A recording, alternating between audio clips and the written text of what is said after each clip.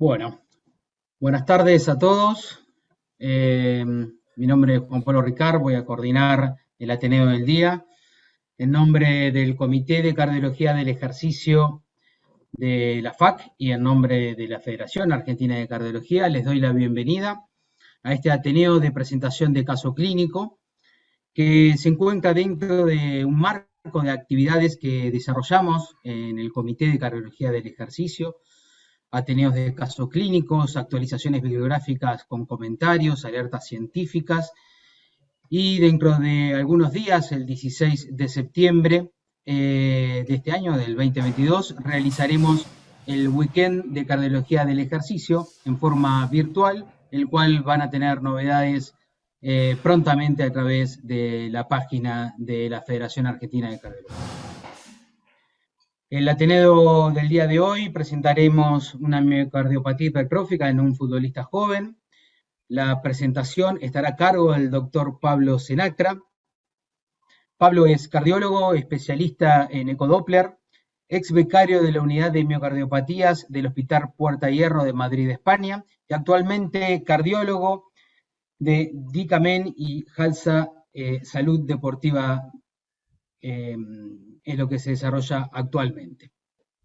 Como panelistas y comentaristas tendremos a la doctora Marcela Niela, que es cardióloga, ecocardiografista y se desempeña como coordinadora de resonancia magnética cardíaca en FUES Med de Mendoza y es miembro del Comité Científico de Tomografía y Resonancia Cardíaca de la FAC.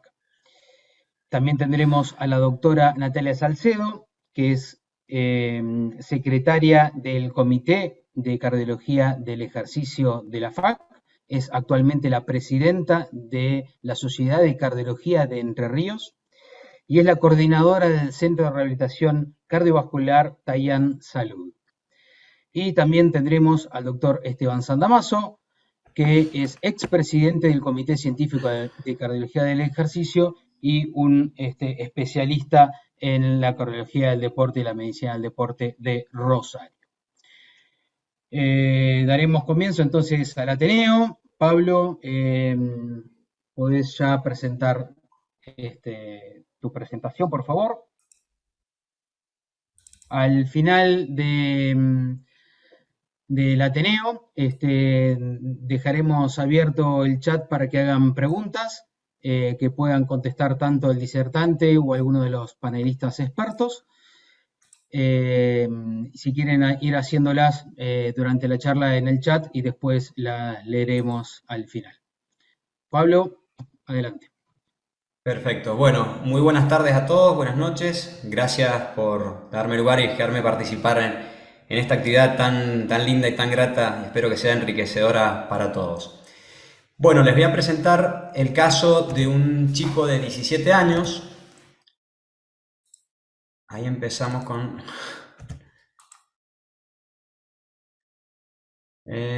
uso compartido. Ahí está. Un varón de 17 años que es derivado por un colega amigo nuestro por un episodio de síncope. El síncope lo refería como en la entrada en calor, es decir, no había estado haciendo el esfuerzo y cuando quiere hacer un pique, por así decirlo, el chico presentó una pérdida del tono postural sin un TEC, pero descrita por los compañeros como que se desplomó. Cuando viene a la consulta nos refiere la misma sintomatología. En el examen físico no tenía ningún estigma sindromático, la tensión arterial estaba normal, no tenía soplos sugestivos de valvulopatías obstructivas ni de gradientes dinámicos durante la maniobra de Valsalva. Este es el electro con el cual nos viene a ver, donde teníamos una presencia de ondas T negativas en el plano frontal, pequeñas, de menos de 1 milímetro, pero vemos como en la cara anterolateral hay una T negativa de más de 5 milímetros e inclusive un infra del ST de hasta 1,5 y 2 milímetros. Le hicimos un ecocardiograma, en el espesor septal basal anterior llegó a 12 milímetros, no era muy categórico, no tenía movimiento sistólico anterior ni evidenciamos un gradiente dinámico en el tracto de salida. Se le hizo una ergometría a fin de descartar otras patologías como una taquicardia catecolaminérgica. Bueno, la prueba fue suficiente, fue en cicloergómetro, 29.000 el doble producto y 9,8 meds. La curva presora fue normal, si bien ya en miocardiopatía hipertrófica el valor pronóstico ha perdido un poquito de peso, se sigue haciendo por supuesto, al igual que un Holter en el cual no observamos rachas de TB no sostenida. Pablo, una preguntita te hago. ¿Las condiciones climáticas las conoces? ¿En cuál fue el síncope? Dado que Sí, era fútbol de salón. está muy bien la pregunta, sobre todo Mendoza, que hay una amplitud térmica marcada, pero fue en primavera, una temperatura bien templada y no hubo pródromo, o sea, fue bien, insisto, temperatura templada, 6 de la tarde, y bueno, no eran condiciones climáticas que favorecieran un reflejo vagal. Bien. Bueno, ¿alguno de los panelistas quieren hacer algún comentario de la evaluación inicial de la presentación de este caso? No sé, Natalia, Mm, Esteban, Marcela. sí, ¿qué tal? Buenas noches para Natalia. todos. No, mi pregunta es si generalmente hoy en día a los chicos se le hacen estudios de electros, ¿no? Mucho a edades muy tempranas, ya sea por la escuela, por el club, por la colonia.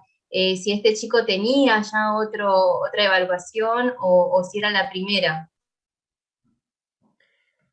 Bueno, un poquito ahora al avanzar en el caso va a responder tu pregunta que está muy bien. Este chico había sido evaluado 2 años previamente por un colega amigo, el cual tenía unas T de no tanta magnitud, es decir, de menos de 1 milímetro, dudosas en la cara lateral, y se había realizado también un estudio de ecocardiograma, de ergometría, y no me quiero meter mucho en el estudio de imágenes que sigue, pero bueno, se le había hecho una reso, la cual no había arrojado signos de miocardiopatía hipertrófica. Perfecto. ¿Ustedes habían pensado en Pablo, cardiopatía del deportista hasta este momento o ni siquiera lo tenían en sospecha? No, sí, lo que pasa es que las T eran bastante, si bien tenía bradicardia sinusal y un patrón dudoso de repolarización precoz, las T que presentaba estaban ahí como en esa zona gris, por eso se ahondó un poquito más y se le pidió una reso. Y Pablo, lo que te quería preguntar es los antecedentes heredofamiliares, si tenía algún antecedente en la familia asociado a miocardiopatía hipertrófica o algún otro antecedente importante. No, Marce, este chico no tenía ningún antecedente familiar ni de miocardiopatía hipertrófica ni de muerte súbita relevantes, o positivos, mejor dicho, más que relevantes. Pablo, Esteban. sí, no, yo en realidad, bueno, el electro es por ahí un poco más típico de a lo mejor una miocardiopatía hipertrófica apical. En el eco ahí la punta puede ser que esté un poco más, el espesor que se ve un poquito más aumentado. En realidad, viste que por eco la punta, realmente ver la verdadera Sí. punta genera grandes dudas, por eso se le hizo una reso. En el 17, bueno, y esto que fue a 2 años, 17 y 20, perdón, esto fue 3 años posterior, no tenía apical hipertrofia, pero tenía, bueno, no les quiero dar la respuesta que Marcela después nos va a explicar un poquito, pero está muy bien tu Pero pregunta. en la imagen que mostraste vos, en el eco, ahí no sé si hay un 4 cámaras, ¿la Sí, podés no, poner? se lo hice yo, a mí la verdad que no me Ah, parecía que tenía hipertrofia apical, no. ok. Bueno, avanzo un poquito con las resonancias. Yo voy a ser breve, ahí Marcela Nieva nos va a dar un poco más de luz, pero básicamente se vio que hubo un cambio, sobre todo en los espesores septales mediales, donde previamente había un espesor máximo de 12, dudoso, ahora había progresado a 15 milímetros, y lo que sí es elocuente es que en la secuencia con realce tardío esta es la previa, y acá ya había un patrón de realce con distribución aproximadamente que comprometía un 4% de la masa. Bueno, ¿querés pasar la imagen anterior, Pablo? Bueno, estas son dos imágenes de cine, como dijo Pablo, la primera es del 2017, en donde ya tenía algún cardiograma, no tenía en la resonancia, el máximo espesor parietal que tenía era de 12 milímetros, y no tenía tampoco músculos papilares hipertróficos, las valvas elongadas de la válvula mitral, criptas, o ningún otro hallazgo, o la banda muscular basal apical, algún otro hallazgo que de los que están asociados, que podemos encontrar a veces en la resonancia en pacientes con fenotipo negativo, digamos. Siempre al informar la reso tenemos que estar bien atentos, sobre todo cuando vemos tantos cambios en el electro, de que no tenga ninguna de estas características que nos alerten para estar un poco más atentos en el seguimiento. Y la otra es la resonancia del 2020, también un eje largo, en la anterior, un eje largo donde vemos que ha incrementado algo los espesores parietales, y si bien tiene 12 de máximo espesor parietal en los apicales, pero tiene un leve aumento relativo en relación a los segmentos basales, ¿no? En la misma imagen se ve, incluso en los apicales, levemente más hipertrófico.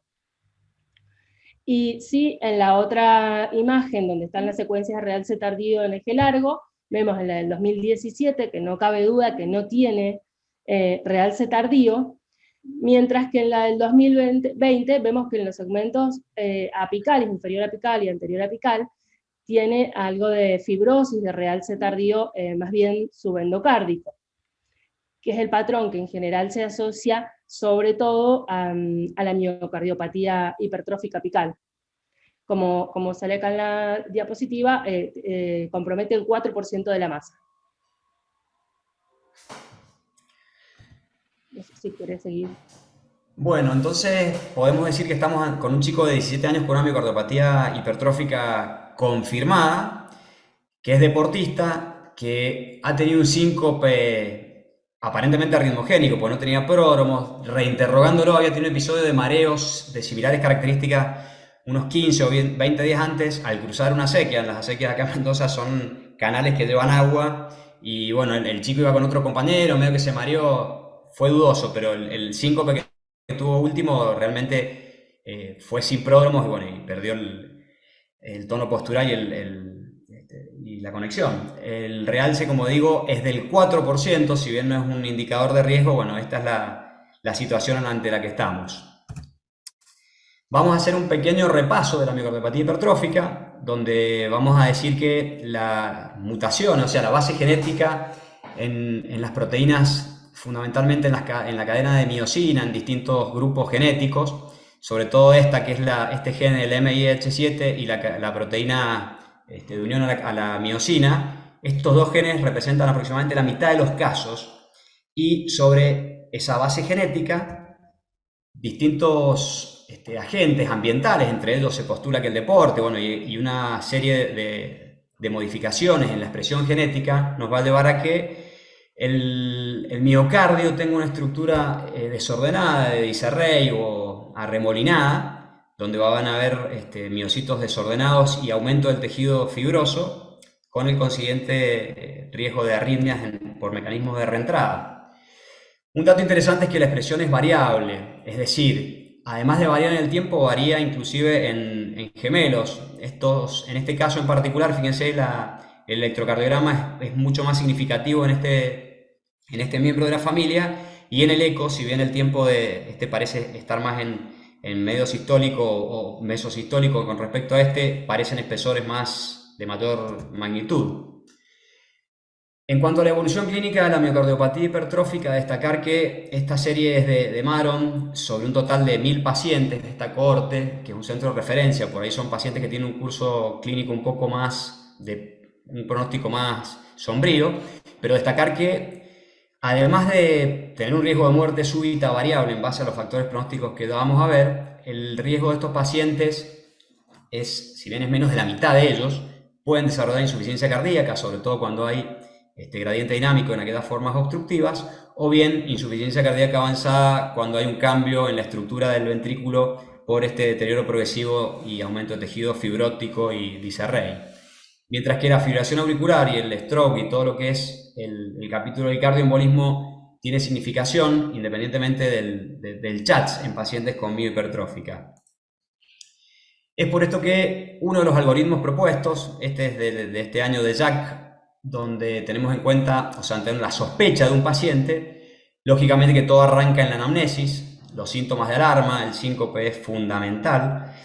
En el examen físico buscar o descartar causas de hipertrofia como hipertensión, valvulopatías obstructivas, estigmas sindromáticos que sugirieran enfermedades de depósito. Lógicamente, los antecedentes heredofamiliares son claves de muerte súbita y de miocardiopatía confirmada. Y el electrocardiograma vamos a ver algunos detalles, pero es una prueba fundamental con una alta sensibilidad, buena especificidad y, bueno, lógicamente es operador independiente.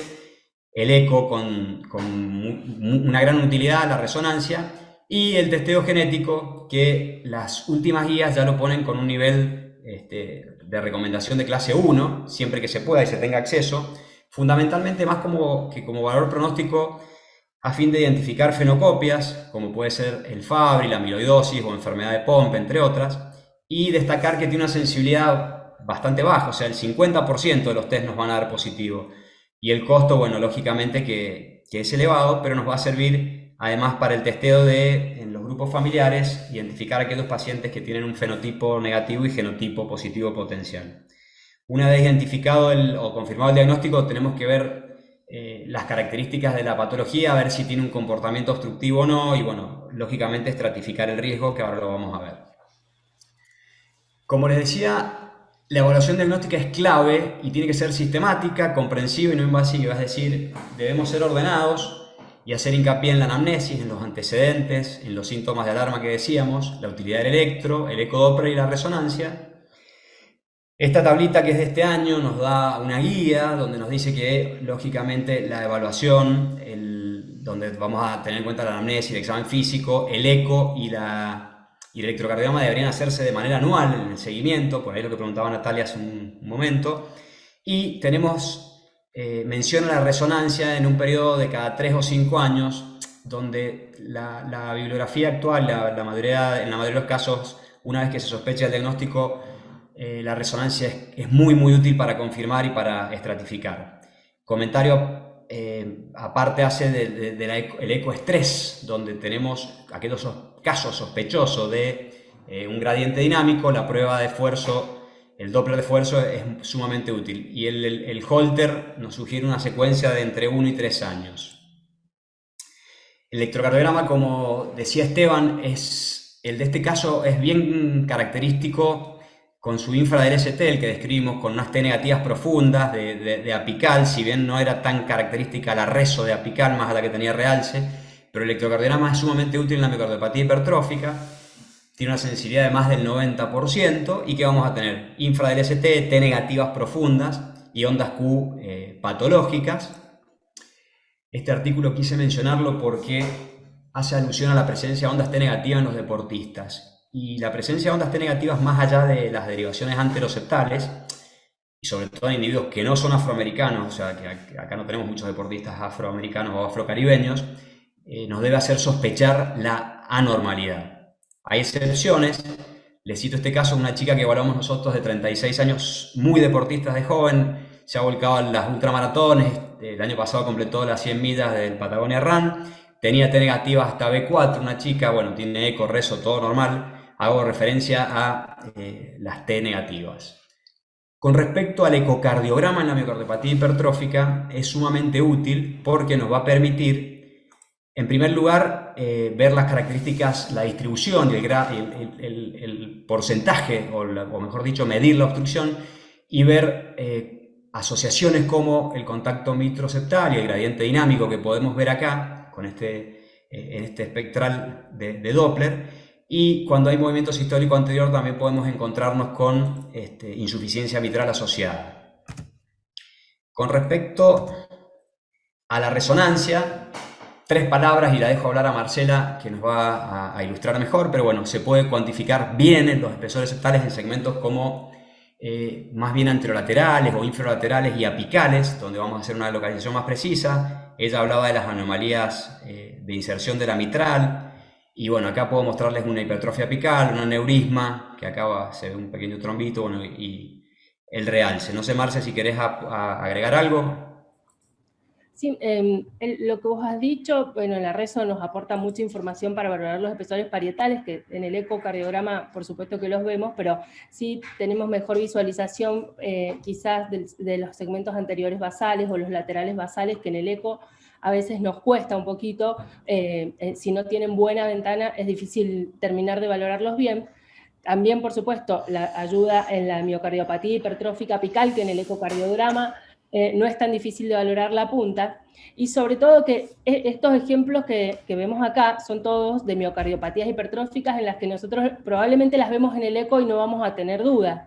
Pero creo que lo más significativo también de la resonancia es que ayuda en pacientes en los que en el eco que no tienen quizás tanta hipertrofia, que no, esto tiene más de 25 o 27 seguro, pero por ahí en los pacientes en que tienen 18, 20 o hasta 15, o en los pacientes con miocardiopatía hipertrófica apical, que quizás es 11, pero el espesor parietal relativo es mayor que los basales y que la forma de espiga que vemos en la reso ayuda. Entonces, creo que lo más importante de la reso es eso en cuanto a los espesores, y a diferencia del eco. Y lo otro es que siempre estar atentos a la longitud de las valvas, de la mitral, la inserción de los músculos papilares, si tienen hipertrofia o no, y la presencia del aneurisma apical, que como también se ha demostrado, tiene un valor pronóstico importante.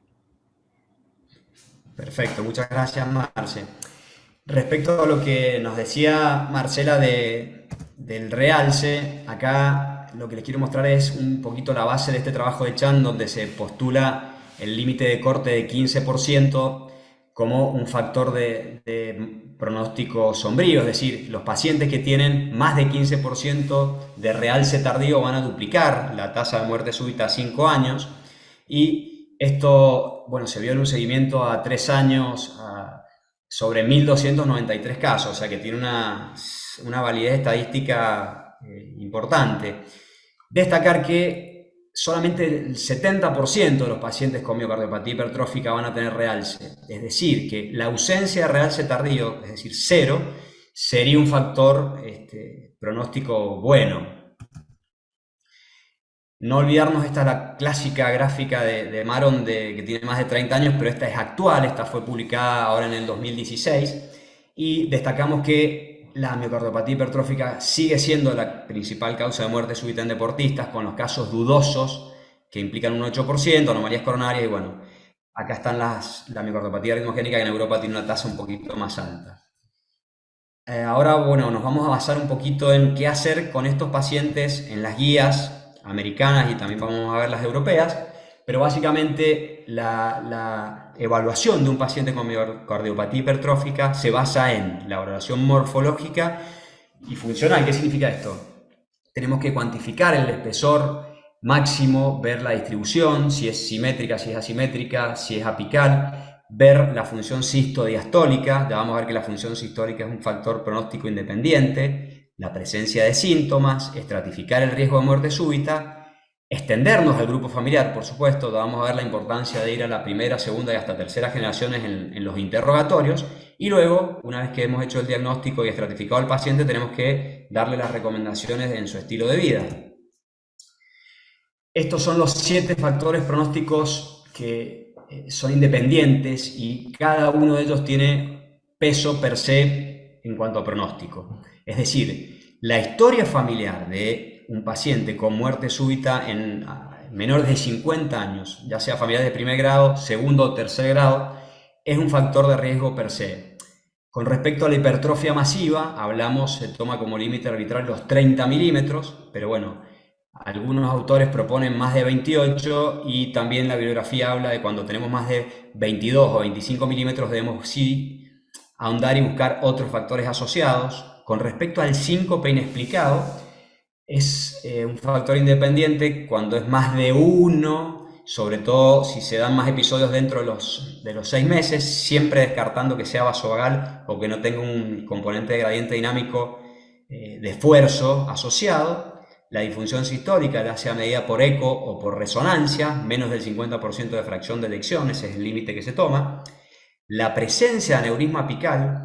Los aneurismas apicales en la miohipertrófica, Marcela seguramente nos va a poder ilustrar después, no busquemos los aneurismas apicales de la cardiopatía isquémica con ese cuello típico y grande o en los chagásicos, sino que pequeñas áreas aquinéticas y adelgazadas a nivel apical nos deben hacer aumentar el umbral de pronóstico adverso.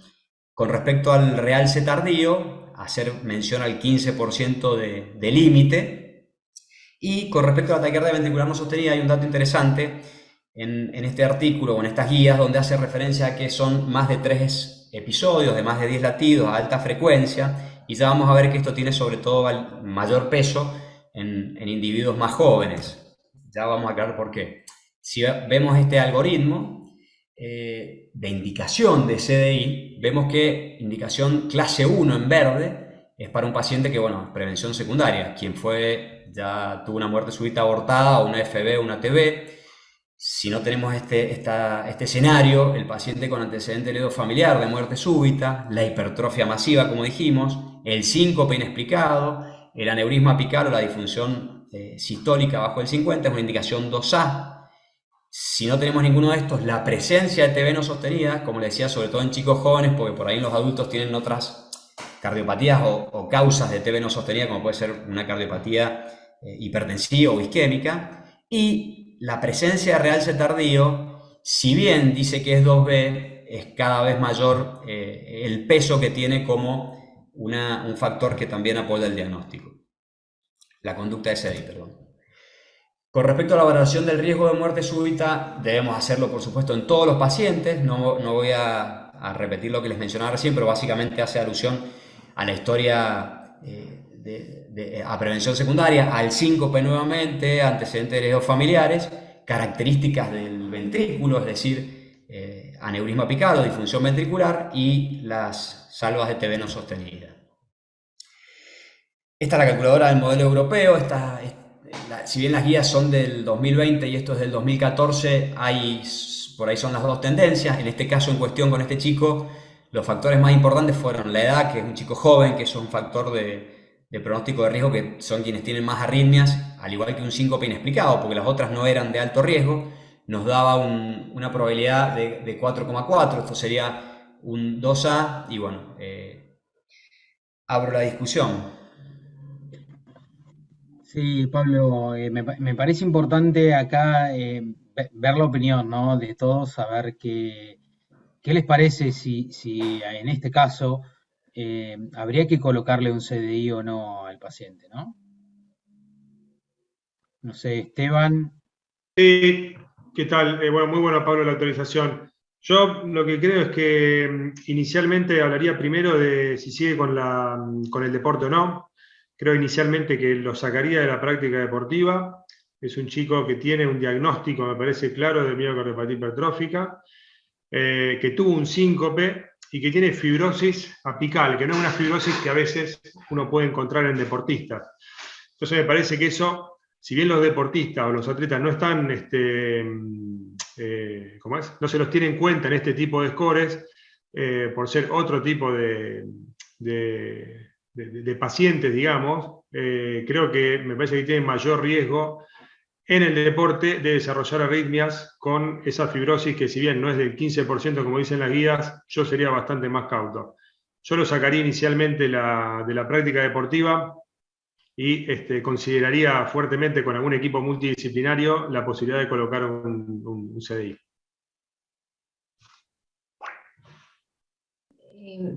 Bueno, Pablo, excelente la presentación, la actualización. La verdad que es un caso muy interesante, genera muchísimas dudas siempre para las decisiones en equipo. Yo primero te quería hacer una pregunta en cuanto al primer paso del diagnóstico. Si un eco con strain podría también aproximar el diagnóstico, o porque en este eco el electro era muy característico, pero el eco no, por eso se pasó a la reso, que bueno, obviamente creo que todos pensamos en la reso, pero bueno, si querés me lo responde después, ¿no? ¿Qué rol jugaría el strain acá? Y en cuanto a la pregunta de Juan, la verdad que no tiene los criterios, no sé si, no recuerdo si dijiste si tenía un familiar con muerte súbita, sí que tenía un familiar con electros con T negativa, pero muerte súbita no. Si uno se pone estricto con las guías, no tendría indicación de un CDI, pero bueno, como dice Esteban, yo creo que nadie se queda tranquilo si ya hay una zona de fibrosis. En mi caso también, o sea, yo si tuviera que elegir, evaluaría también cuál es el rol que tiene él en la actividad física, ¿no? Si lo hace en forma de recreativo o si tiene ganas de hacer una carrera profesional. Eh, Antes de decidir si poner un CDI o no, evaluaría todas esas condiciones. Así como se plantearía hasta ahora, no parece que el síncope fuera por obstrucción, podría ser arritmogénico, si bien no se ha encontrado ningún tipo ni de arritmia, ni FA, ni TB, ni nada, pero bueno, yo creo que es lo más probable.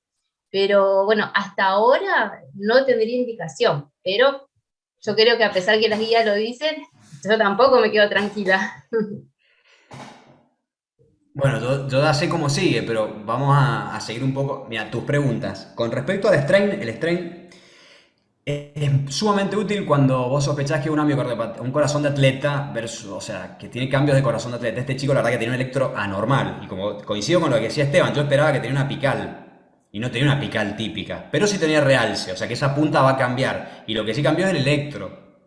Porque el electro, el médico que me lo deriva, que es un médico de mi confianza, me dice, no tenía esas T, Pablo. Créeme que no tenía esas T colgadas, ni ese infra LST.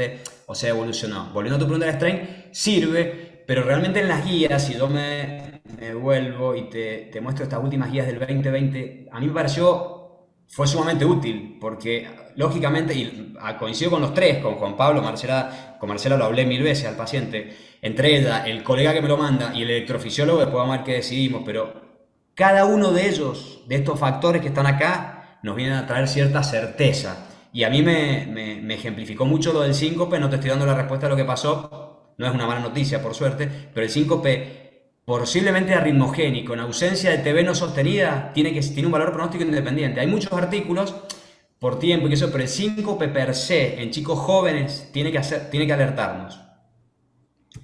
Sí, Pablo, acá al... perdón. No, sí, una algo preguntita. que agregar. Entre la primera resonancia y la segunda, ¿el chico se desarrolló hormonalmente, sabes? No. Es un O chico que sea, juega en un club muy reconocido acá en Mendoza, buen jugador, pero futsal amateur. Entrenan 4 veces a la semana, pero no, no es un chico que usó ningún tipo de anabólicos, ni va, él me lo... no. La pregunta es, como tiene 17 años, en la resonancia previa tenía 14. O sea, por ahí no tenía Sí, el desarrollo hormonal completo. Digamos, era un Sí, puber, el digamos, y a los 15, la 17 años previa, terminó el desarrollo. Y ahí tenemos el gran crecimiento por ahí, el grande, bueno, gran no, pero bueno, el desarrollo de la miocardiopatía hipertrófica, ¿no? tal cual. Pero el electro y síncope son las dos cosas sencillísimas que nos dieron... algo importante de la Marcela quiere resonancia decir algo. es que Sí. si bien tiene poca fibrosis, porque es solo el 4%, no tiene espesores, no tiene obstrucción del tracto de salida, no tiene ninguno de los otros criterios de severidad, pero el patrón de fibrosis que tiene es bien característico de una miocardiopatía hipertrófica apical, eso Sí. no sería de otra cosa. Entonces tenemos un electro de miocardiopatía, sugestivo de miocardiopatía hipertrófica apical, con espesores levemente incrementados, pero sin nada del otro mundo, pero que tiene un patrón de fibrosis que es característico de una miocardiopatía hipertrófica apical. Entonces, eso le pone un poquito el sello. Y por otro lado, habla de progresión, algo que también es importante y a lo que se le está dando mucha importancia en la literatura, es que los pacientes que hacen progresión rápida, se habla de una progresión incluso de fibrosis de 1,4% por año, tienen mayor riesgo tanto de progresión de los espesores parietales como de la fibrosis y también de muerte súbita, desarrollo de insuficiencia cardíaca. Entonces, tenemos dos rezos, una casi normal y la otra patológica, habla de progresión en 2 años y creo que eso es importante también. Nada más. Bueno, seguimos, Pablo. ¿Sigo? No digo nada. Este chico va al 6.º mes a que interroguen el dispositivo. Bueno, aclaro algo importante. La decisión fue compartida. el médico que lo deriva, quien les habla, con la Marcelita Niela lo hablamos, con el electrofisiólogo, y la verdad que le dimos valor a todo ese combo. Parecía una apical que se iba a desarrollar, tenía un síncope y era una miocardiopatía hipertrófica con síncope. En un chico joven, bueno, se le coloca el cardio y al 6º mes durante el sueño, una descarga apropiada. La verdad que nos dejó medio helados a todos, el CDI medio que lo colocamos porque, bueno, y a propósito de lo que decía Esteban, le desaconsejamos y dejó de jugar al fútbol de manera profesional o competitiva. Un partidito muy tranquilo al arco, cosas así, que bueno, ahora voy a desarrollar un poquito ese punto. Es decir, en la indicación del CDI, yendo a la ciencia cierta, los parámetros o los criterios, mejor dicho, que recién mencionamos, pero es clave el tema de juicio clínico y la decisión compartida. ¿Con quién? ¿Con el deportista o con el chico que hace deporte? ¿Con los papás?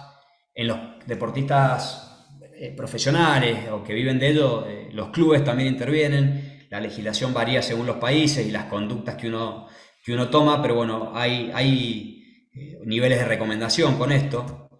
Es decir, cualquier paciente o cualquier deportista que tiene cualquiera de los factores pronósticos que les mencioné recién está desaconsejada hacer una práctica deportiva de alta intensidad. Y en aquellos que quieren seguir participando de manera competitiva, es una recomendación clase 3 colocarse un CDI para poder hacerlo. Hay bibliografía que habla de profesionales, puntualmente en Estados Unidos, donde incluso fútbol americano, que hay choques, que hay golpes, pacientes que se les ha colocado un cardio. Realmente, bueno, el abanico de posibilidades es amplio. Con respecto al ejercicio en la miohipertrófica, esto ha variado en las últimas décadas. Hay una tendencia a ser más permisivos. Si empiezo desde aquí abajo, no está indicado en aquello, o está contraindicado el alto rendimiento, así sea amateur, o sea, recreacional, en los que tienen cualquiera de los factores de riesgo que mencionamos, esos 7 que mencionamos. Empiezo de abajo hacia arriba. Mientras que si son individuos que no tienen factores de riesgo y lo van a hacer de moderada intensidad, o bien lo quieren hacer competitivo y no tienen ningún factor de riesgo, es una decisión compartida.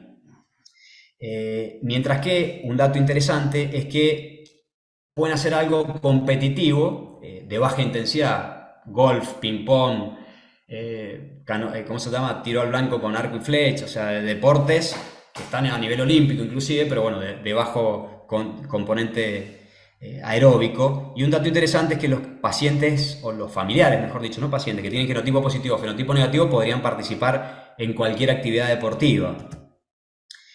Y si la alta intensidad, como les decía, la decisión compartida de seguir en ausencia de esos indicadores de riesgo es 2B. Y vuelve a hacer hincapié la guía americana de colocar un CDI para seguir participando en una actividad deportiva de alto rendimiento no es aconsejado. Este es un caso que me tocó a mí, un varón de 42 años con una mioapical, por eso le digo que los grises son muchos. Me vino a ver que se quería correr la maratón de Nueva York. Le hice los estudios y tenía miocardiopatía hipertrófica apical, que también lo confirmamos con Marcelita Niela la rezo. Le dije, no vayas a la maratón de Nueva York. El flaco fue a la maratón de Nueva York y la corrió, no le pasó nada. Anecdótico, lo que quiero decir. No tenía ninguno de los indicadores, bueno, se desaconsejó la actividad de alto rendimiento y bueno, una maratón realmente es una actividad de alto rendimiento. Para ir terminando la revisión, destaquemos que es una enfermedad con una prevalencia bastante elevada. Se hablaba históricamente de 1 en 500, pero también hay algunas publicaciones que hablan de una distribución global, mundial, de 1 en 200. Un porcentaje bajito tiene conciencia de la enfermedad, o sea, no saben que tienen la enfermedad. Es una enfermedad tratable, donde tenemos que hacer una evaluación pronóstica y la verdad que la sobrevida es buena. Esas tablas clásicas de mortalidad del 6% a 5 años se ha logrado bajar a 1, al 2%, sobre todo en los pacientes, bueno, obviamente que hay que estratificarlos. El rol de las cardioimágenes, el eco y la reso son fundamentales. Acá mencionan la genética, no me extendí mucho en lo genético, pero lógicamente que es un campo de gran utilidad. El punto es, como decía al inicio de la presentación, que tiene una sensibilidad baja y bueno, muchas veces no tenemos un pronóstico, no constituye un factor pronóstico independiente la genética. Conclusiones. Este chico dejó de jugar de manera competitiva. Este es el equipo de Mendoza, bueno, pentacampeón de futsal, parece que es un buen semidero. El seguimiento y la estratificación de cualquier deportista es clave estratificación, en realidad estoy hablando de miohipertrófica, fundamental el electroreposo, las cardioimágenes y, lógicamente, las medidas de prevención individuales, que sería para este chico puntualmente, pero la prevención global sería para todos los clubes, y la educación, que son los tres pilares: la prevención, la educación en RCP y, bueno, el acceso, lógicamente, a los DEA. Y esta frase de Osler me parece muy, muy representativa de la charla y de todos los que hacemos medicina, que es la ciencia de la incertidumbre y el arte de la probabilidad, pues realmente certezas absolutas no tenemos muchas veces. Y eso es todo. Mendoza, la montaña, un día de familia. Muy bien, muchas gracias, Pablo. Muy interesante el caso y muy buena la actualización. A mí me gustaría preguntarle algunas cositas a los panelistas. Eh, Algunas que están también que han ido preguntando en el chat. Especialmente a Natalia, me gustaría preguntarle si a este paciente lo hubieras sumado a un programa de rehabilitación cardiovascular durante, digamos, el periodo de, digamos, de colocarle el CDI y antes de volver a la actividad, o un programa en forma indefinida de rehabilitación cardiovascular, y cómo lo hubieras hecho. Sí, sí, sí, totalmente. Yo creo que el tema para los chicos, especialmente los chicos jóvenes que tienen toda la energía, ¿no? Decirles no poder hacer nada, yo creo que eso ya no va más, es un cambio de paradigma. Sí, explicarle que la actividad física que tiene que hacer es de moderada a baja intensidad, también depende la estratificación de riesgo que tengan estas personas. Un dato que dijo Pablo que me pareció muy interesante recordar es que la muerte súbita en la miocardiopatía hipertrófica no se da solamente en el ejercicio, sino que se puede dar en reposo.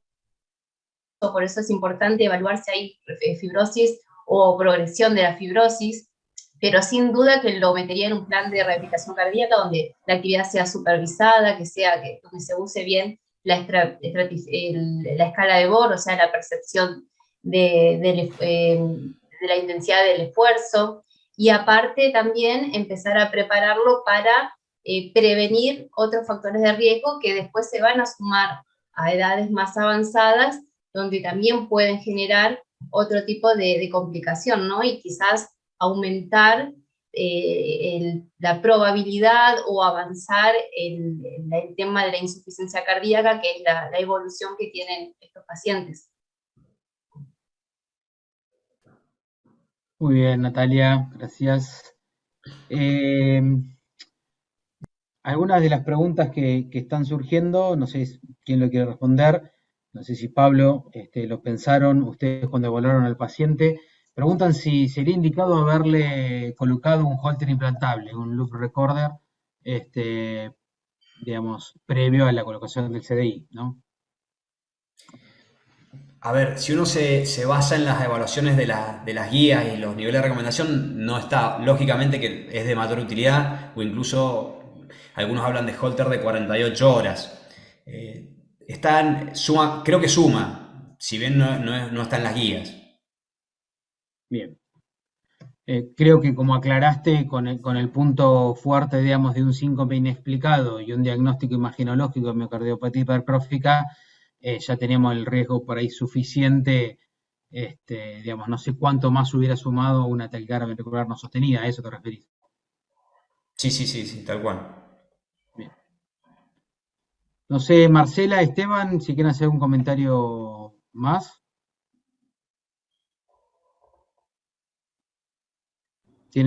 Marcela, ¿tenés el audio? Ahí está.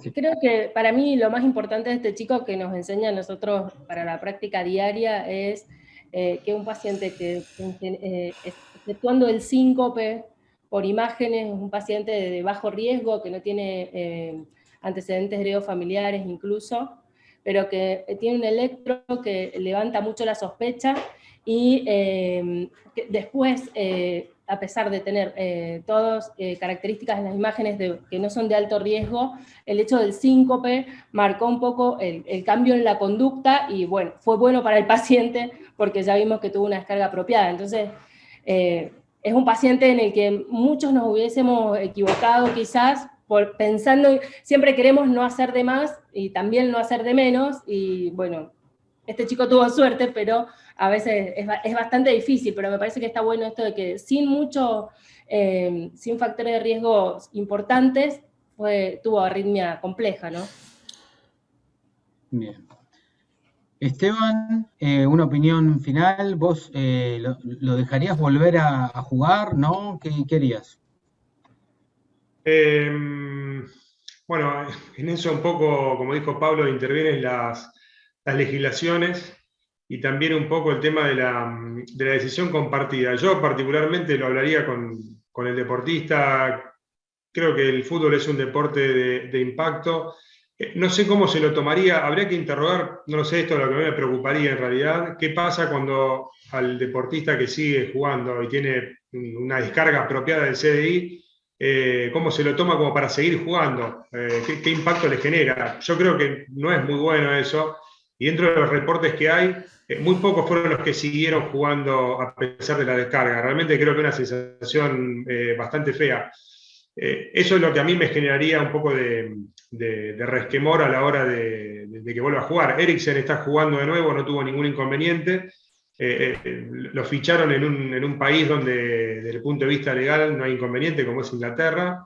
En Italia lo sacaron, por supuesto, porque no se permite. Pero bueno, yo sería un poco cauto con eso. Si bien las guías son más permisivas y existe esto de la decisión compartida, no es tan sencillo hablarlo solamente con el deportista. Incluso el mensaje también, en el caso de Pablo, es: si fuera un paciente con diagnóstico de miocardiopatía hipertrófica y bajo riesgo, hay que hablar con el entrenador, hay que hablar con el profesor, hay que ver si el chico donde va a jugar tiene un estadio cardioprotegido, digamos, una situación de cardioprotección ante cualquier eventualidad. No es tan sencillo el tema del bajo riesgo y decidir algo compartido. Me parece que un poco más serio, y nosotros no sé si estamos, por ahora, lamentablemente, ojalá el día de mañana sí, a la altura de todo eso, por ahora. Así que bueno, esa es mi opinión. Y creo que es fundamental lo que dice Esteban, lo último que dijiste.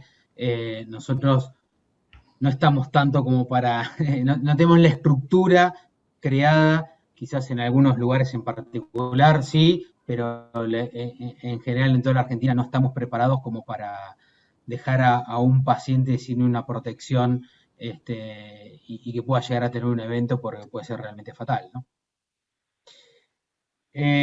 Acá preguntan en el chat si le hubieran dejado con alguna medicación, con algún fármaco, creo que es a partir del choque, ¿no? Sí, Pablo. ahí en forma conjunta con el electrofisiólogo se le dejó una dosis muy chiquitita de un beta bloqueante a fin de intentar disminuir las descargas. Esta fue apropiada, pero bueno, el potencial, si bien son indicaciones, Sí, tratamientos empíricos realmente. sí, sí. Perdón, totalmente de acuerdo con lo que dicen ustedes dos. Los escenarios amateurs son los de mayor riesgo, porque ahí sí que no hay un DEA. Son Tal más cual. riesgosos esos escenarios. Este chico la verdad que nos dio muchas dudas, y insisto en el síncope. El síncope vasovagal, y está muy bien lo que me preguntabas vos, Juan Pablo, al principio, que está cansado, que no desayuna, que tiene 16 años y no comen y van a entrenar a las 7 de la tarde y en todo el día no comieron nada. Hemos visto muchos que te generan dudas, no te quedas tranquilo, no decís, che, andás a seguir jugando. Pero este caso fue típico, cayó duro y se recuperó, no tuvo convulsiones, porque algunos chicos incluso con vasovagales, convulsiones, no tienen incontinencia. Este chico no, pero cayó duro, bueno, la rezo fue clave. Gracias, Marcela. Marcela, una preguntita. ¿Cómo seguirías imagenológicamente este paciente y qué esperarías que pasara? Bueno, primero tiene un CDI, así que las resonancias a futuro hay que ver, si bien podemos hacer resonancia, pero como el CDI está puesto en el tórax puede complicar la imagen de la resonancia, así que no, hemos hecho mucha resonancia de pacientes que no los hemos tenido que suspender porque la calidad es mala, así que estaría bueno poder repetirla a ver si progresa, sobre todo porque tuvo una progresión muy rápida. Nosotros, en todos los pacientes que hemos tenido, que tenemos mucha miocardiopatía hipertrófica, no hemos visto tanta progresión, entonces para nosotros fue muy llamativo eso, y más de alguien normal a que haga progresión. Entonces, la verdad es que me interesaría ver qué pasó, no sé si en el eco ha cambiado o no, ha aumentado los espesores parietales, pero me gustaría verlo, sería difícil con el CDI, y esto que mostró Pablo, que se aconseja el seguimiento cada 2 o 3 años, en realidad no está tan estandarizado, hay algunos que hablan de 5 años, otros de 2 a 3 años, y sobre todo lo que uno busca en el seguimiento, más allá de ver el aumento de los espesores parietales, también es la progresión de la fibrosis, porque si hay mayor progresión, si hay aumento de la fibrosis, tienen mayor riesgo tanto a la progresión e insuficiencia cardíaca como mayor riesgo de arritmia crónica también, ¿sí? Tienen peor pronóstico. Yo pregunto, en realidad, un poco con lo que dice Marcela. Bueno, no sé, Pablo, si hicieron screening familiar, que me parece que es fundamental, no sé si tenía hermanos, bueno, los padres, por supuesto. Y en este chico que ya se le colocó un CDI, ¿qué valor tendría a lo mejor a futuro un estudio genético y el seguimiento con imágenes? Pues si tiene una rápida progresión, a lo mejor habría que ir pensando en un trasplante para este chico. Digo, ¿no? En el seguimiento, por supuesto. Sí, mira, por suerte el screening de los 2 hermanos son fenotipo negativo. El estudio genético está en vías de autorizarse por la obra social, después vino una pandemia y ahí el chico medio que lo perdimos. Lo que sí te puedo decir es que él dejó de o sea, él juega al fútbol muy recreativo, dice de hecho que juega al arco, un poquito para estratificarlo, y realmente los test genéticos es bastante controvertido. Si hay algunas mutaciones se hablan de que tenían factor con astroponina, pero realmente no hay paneles que nos digan este grupo es de riesgo o no. Hace un mes y medio estuve en contacto con Juan Pablo Ochoa de código, ¿cómo se llama? No me acuerdo, que trabaja con Montserrat. Sí, Health Code. Sí. Health Code.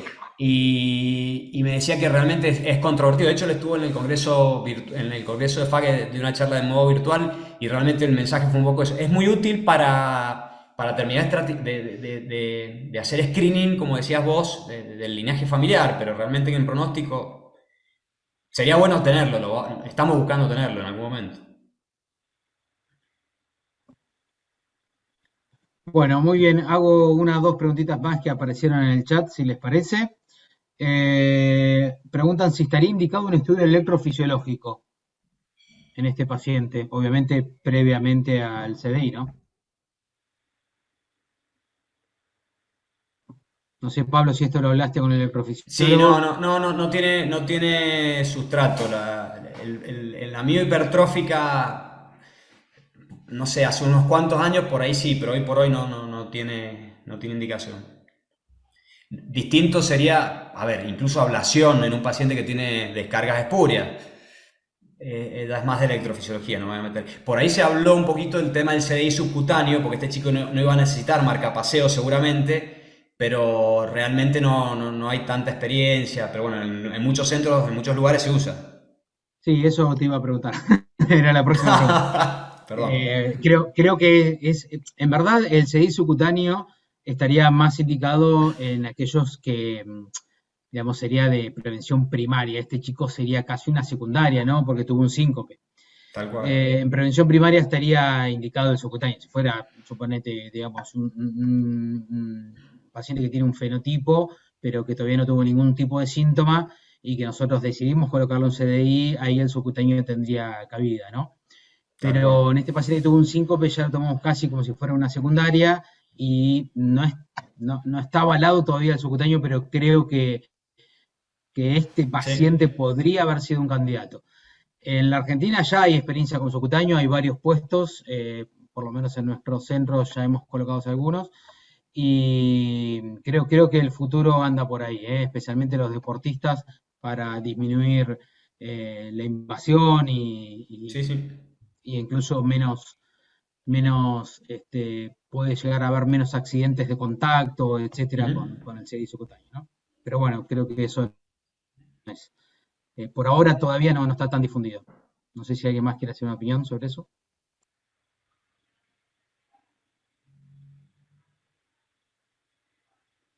Bien, y preguntan también, por último, ya nos estamos acercando al final, ¿por qué un beta bloqueante si la descarga fue durmiendo, donde tiene un tono vagal más importante? Eh, sí, realmente, si uno va a los niveles de evidencia, el mecanismo de la reentrada, no sé si el beta bloqueante, eso diría más que nada con el tono adrenérgico, es cierto, pero bueno, fue un poco como para... No tengo una respuesta sólida para eso. Le tiro la pelota al electrofisiólogo que se lo puso. Bueno, muy bien. ¿Alguno quiere hacer algún comentario final? ¿Algo que haya quedado sin aclarar? Algo Bueno, que me parece que, muy bien. perdón, Sí, Marcela. No, por algo que me favor. parece importante aclarar que la importancia que se le está dando en los últimos años al aneurisma apical, que hasta hace no tantos años no lo teníamos tan presente, e incluso ahora es un marcador de riesgo, tanto como, así como también que tengan un espesor parietal mayor a 30, entonces que tenemos que tenerlo en cuenta, en esto la reso sí ayuda, y que hay un 40% de los aneurismas apicales que por ahí pasan desapercibidos en el eco. Es un aneurisma apical totalmente diferente al de la cardiopatía isquémica, es mucho más chiquito, por eso también, y con menos alteración en el resto de la pared, en general es un apical estricto. Entonces, bueno, pero que tenemos que pensarlo también por esto de que marca pronóstico, ¿no? Yo lo último, simplemente un poco creo que ya lo remarcó Pablo, pero es volver a resaltar que el electro en general es lo primero que se altera en las miocardiopatías y aún teniendo imágenes normales, uno puede a lo mejor habilitarlo a la persona joven si no tiene nada de riesgo, indudablemente que está sintomático, pero el seguimiento tiene que ser muy cercano, con imágenes, ir con todo anualmente porque un electropatológico como el que tuvo este chico, indudablemente en algún momento iba a salir a flote un poco más el fenotipo, ¿no?, de la miocardiopatía. Sí, tal cual, Esteban. Creo que acá también recae la importancia de la evaluación cardiovascular preparticipación deportiva, ¿no? Digamos, especialmente en la alta exigencia, en alto rendimiento, repetirla anualmente con el seguimiento. Si este paciente, supongamos este chico, ese año no hubiera participado o hubiera pasado por arriba el apto y capaz recién al otro año, capaz que hubiera sido directamente una muerte súbita, digamos, ¿no? Así que creo que es muy importante. Fíjense que al final terminamos, no quiero relegar a las imágenes, no, por supuesto, pero terminamos definiendo al paciente con el electro y la clínica, ¿sí? Con el síncope y el electro, ¿sí? Así que, bueno, creo que es de vital importancia el apto cardiovascular preparticipación deportiva, ¿sí? Bueno, siendo la hora ya, quiero agradecerles a todos, a Pablo, excelente la presentación y la actualización, muy lindo el caso, excelente todos los comentarios de los panelistas y expertos que hemos invitado, y muchas gracias a todos por participar y las preguntas que hicieron. Nos veremos pronto en el weekend de cardiología del ejercicio, perdón, que realizaremos el 16 de septiembre en forma virtual, que ya prontamente tendremos novedades a través de la página web de la Federación Argentina de Cardiología, y en breve también haremos algún otro ateneo, y siempre estamos realizando actualizaciones bibliográficas que son presentadas también en la página de la FAC. Así que muchas gracias a todos y nos estamos viendo. Hasta luego. Gracias. Gracias.